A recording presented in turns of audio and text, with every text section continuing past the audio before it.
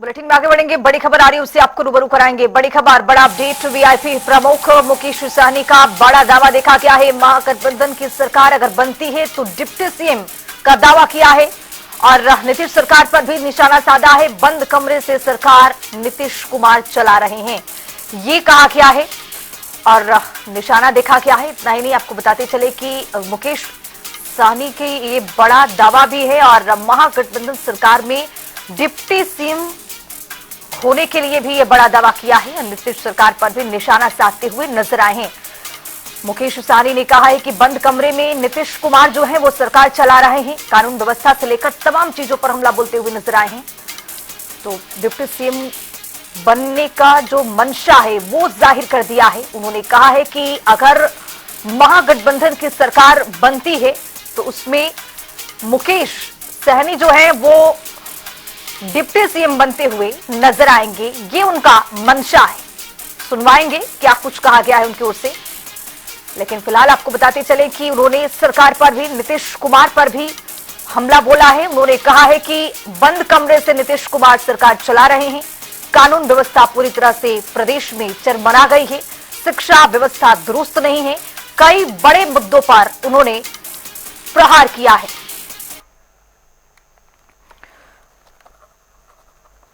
मनीष यादव हमारे साथ जेडीयू के प्रवक्ता जुड़ रहे हैं। मनीष यादव जी, जनता टीवी में आपका बहुत स्वागत। और स्वागत के साथ मेरा सवाल ये कि जिस तरह से मुकेश सहनी ने सरकार पर भी हमला बोला है, उन्होंने कहा है कि बंद कमरे से नीतीश कुमार सरकार चला रहे हैं, कानून व्यवस्था दुरुस्त नहीं है, शिक्षा व्यवस्था भी पूरी तरह से चरमरा गई है, क्या कहेंगे आप? नहीं, देखिए, बिहार मुकेश सहनी जी तो एनडीए सरकार में ही मंत्री बने थे आदरणीय नीतीश कुमार जी के आशीर्वाद से। और मुकेश सहनी जी शिक्षा पर बोल रहे हैं, मुझे समझ में नहीं आता है। बिहार में आदरणीय नीतीश कुमार जी के नेतृत्व में शिक्षा हो, स्वास्थ्य हो, बिजली हो, सड़क हो, कृषि हो, हर क्षेत्र में काम हो रहा है। आज बिहार में जो पहले बच्चे अपने आर्थिक अभाव में स्कूल नहीं जा पाते थे, आदरणीय नीतीश कुमार जी ने स्कूल जाने के लिए साइकिल दिया, वस्त्र दिया, भोजन दिया, पुस्तक दिया और उसके बाद स्कूल में पढ़ने पे उन्हें छात्रवृत्ति का प्रबंध कराया। 10वां पास करने पे छात्रवृत्ति, इंटर पास करने पे छात्रवृत्ति, ग्रेजुएशन पास करने पे लड़कियों को 50,000 दिया जाता। जो माँ बाप अपने आर्थिक अभाव में बच्चे बिहार या बिहार के भारत के किसी कोने में जाकर अपने उच्च शिक्षा नहीं प्राप्त करते थे, आदरणीय नीतीश कुमार जी ने स्टूडेंट क्रेडिट कार्ड दिया। अब इतना होने के बाद भी उनको नहीं दिख रहा बिहार में शिक्षा, तब तो उनका भगवान ही मालिक है। अब मनीष यादव जी, कहा गया है वीआईपी के प्रमुख की ओर से कि अगर महागठबंधन की सरकार बनती है तो डिप्टी सीएम होंगे।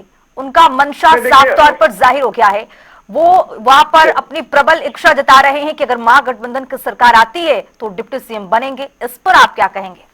देखिए, मुकेश सहनी जी का इतिहास रहा है कि वो अंतिम क्षण में, मुझे याद है पिछले बार जब महागठबंधन का प्रेस वार्ता हो रहा था और अंतिम क्षण में उन्होंने क्या घोषणा किया था कि मेरे साथ छल किया गया है, भाई तेजस्वी ने मेरे पीठ में खंजर भोंका है।